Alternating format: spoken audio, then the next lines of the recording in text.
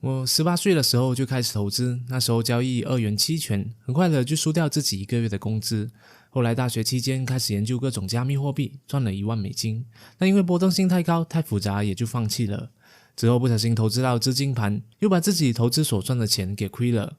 但我对于投资始终热忱，出来工作几年后，接触到了股票投资，巴菲特的长期价值思维。从一开始的1000美金，用8年的时间滚到了25万美金的资产，目前也开始投资房地产，手头上就有5个房产项目。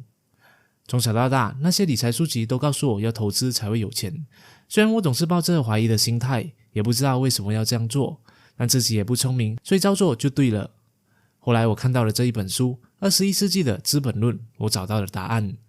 然后看完了今天的影片之后，你将会了解如何可以从这个资本驱动的社会里避免成为贫富差距的受害者，并且有策略性的变成有钱人。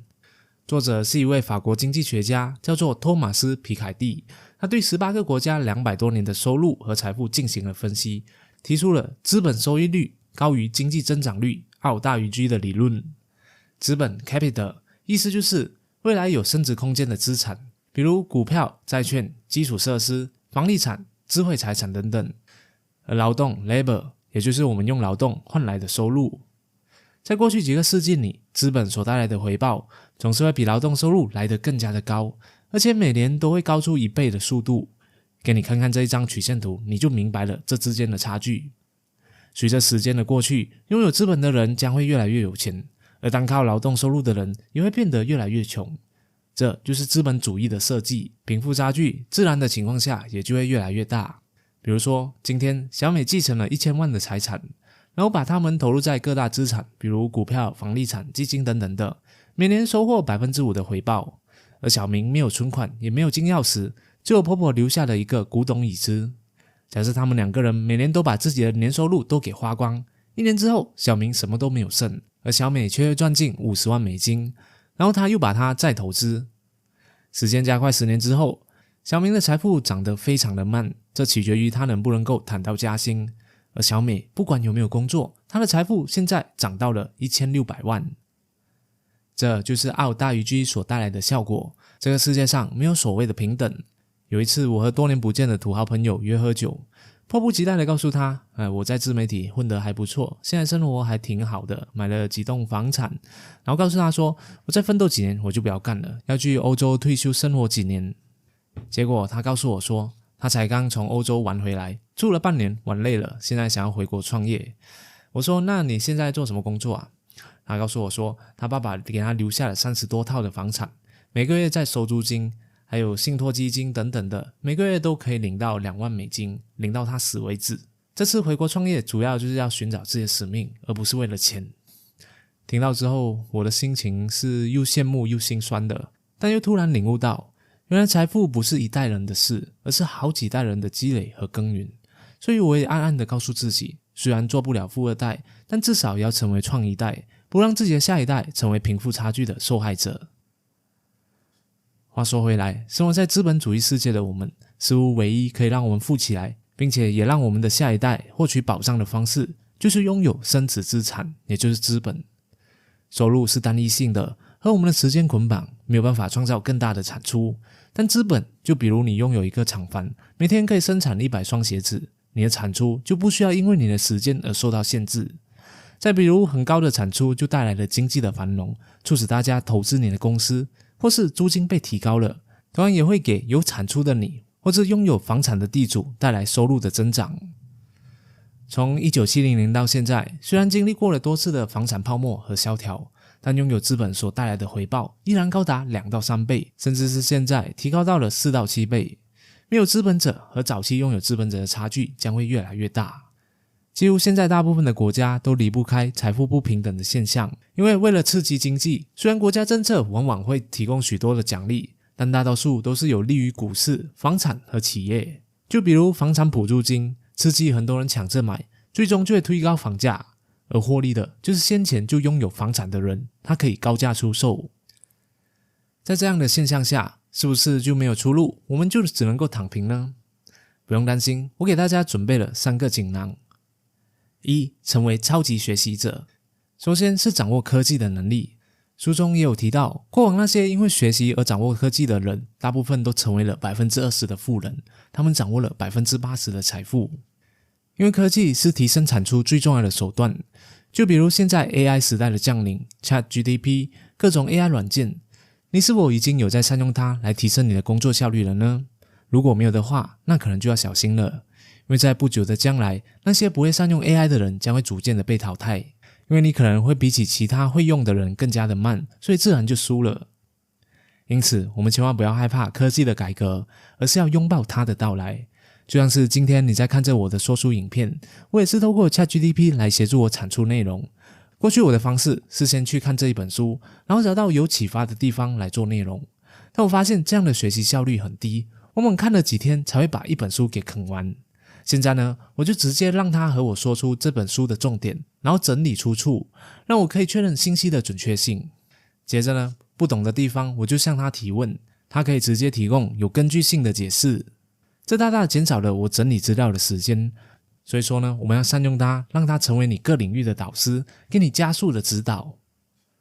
但科技其实也是一把双刃剑，网络上各种赚钱项目、新玩意、各种诱惑等等，昨天追元宇宙，今天追 AI 赚钱，明天追校花，很容易的就会让我们陷入焦虑的状态，资讯越多，心智就越乱，让我们很容易的就陷入了注意力匮乏的状态。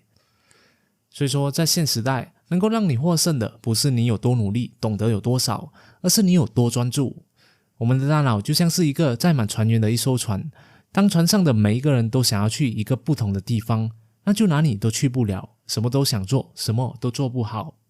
所以我们要学会停下来，自我意识，去了解自己擅长的，自己的优势是什么，才选择适合自己的赚钱方式。锁定自己的目标之后，就秉持一个长期思维去经营，并且对其他的诱惑 say no， 你才不会成为资讯的奴隶，像无头苍蝇一样浪费了许多宝贵的时间。关于发掘天赋的影片，也可以参考看看我解说天赋原动力这一集哦。第二，掌握财商。你知道吗？世界上大部分的富豪其实支付非常少的税务，像是巴菲特、索贝斯、埃隆·马斯克等等，这些亿万富豪加起来的财富富可敌国，但缴付的税务平均才不到 4%。 明明政府都规定了，赚更多的钱就要缴交更高的税率啊，但为什么真实的情况下，富人们其实才给了非常少的税务呢？就是因为他们了解会计和商业法律。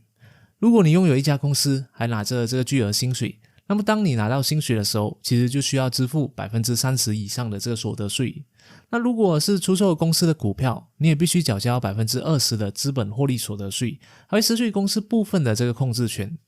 但如果你借了一笔贷款，所需要支付的利率才个位数而已，还不用缴税。这是因为贷款需要偿还，因此不会被这个国税局纳入收入范围里面。尽管向银行贷款需要抵押品，但富豪们其实都有很多。同时呢，他们还会把各种花费记在公司的账面上，各种旅行、晚餐、交际、设备都可以变成公司的开销。这就是财商知识，完美的帮助他们省下了大量的税务。有关于更多财商知识，那我觉得《富爸爸穷爸爸》就是一本非常好的入门书籍。第三，给自己建立个人品牌。我大学是修读运营管理的，一直到临近毕业的那段时期，我才发现自己未来真正想要进入的是网络行销相关的领域。于是在找实习工作的时候，我找了很多家的这个网络行销公司，他们都表明想要拥有一个行销相关资历的学生。如果当时只用我的学历作为这个经历去面试，那一定不会有人想要聘请我。所以在那之前，我就已经开始经营了个人品牌，就是为了证明自己网络行销的能力。我直接展述出了自己当时拥有超过5万订阅的 YouTube 频道，以及单个超过5000人的5个 IG 账号。结果显示，所有面试的公司都表明想要聘请我，甚至有些在我拒绝他们之后，还愿意提供我兼职，帮他们管理社群平台。这也就是为什么我会建议你从现在开始就着手经营自己的个人品牌的原因，因为说不定哪一天就可以用得上呢。很多人都会有一个误解，认为只有那些做生意或是想要当网红的人才需要打造个人品牌。不管你是普通的职场人还是学生，如果你可以在网络上展示自己的能力，就会给朋友、客户、同事或是潜在老板留下良好的印象，对于升职加薪、打造副业或是获得全新的机会都有很大的好处。如果你对于经营 YouTube 频道或是 IG 有兴趣的朋友，也可以来加入我们的自媒体品牌经营课，在里面就会学到我所有关于频道经营的技巧，从品牌定位、内容引流、建立关系和成交变现等等的都可以一次掌握。课程连接就放在了这个资讯栏处，真的想要学习的朋友可以点进来咨询看看。全球管理学大师彼得斯就说过，21世纪的生存法则就是建立个人品牌。如果你想要提升自己的个人价值，你就必须改变自己，从一个消费者转移到创造者，用分享的方式给别人创造价值，你将可以获取更大的快乐和影响力。好了，以上就是我在21世纪资本论所总结的几个启发点，我们来回顾一下。在资本世界里，资本收益率每年都会高于劳动收入至少1倍。以经济为导向的国家，刺激政策往往有利于资本拥有者。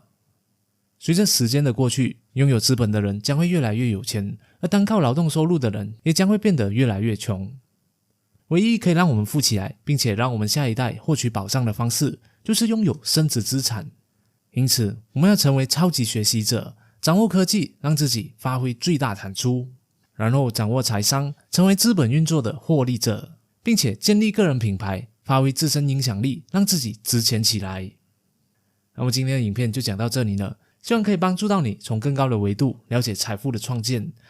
如果你想要学习更多有关于我的投资赚钱之旅的话，来订阅我的免费电子报。订阅之后，我会给你送上一个15个高价值长期投资标的的免费 PDF。就这样，我们下一集再见了。哦对了，也别忘了帮我点赞和分享，启发更多的朋友。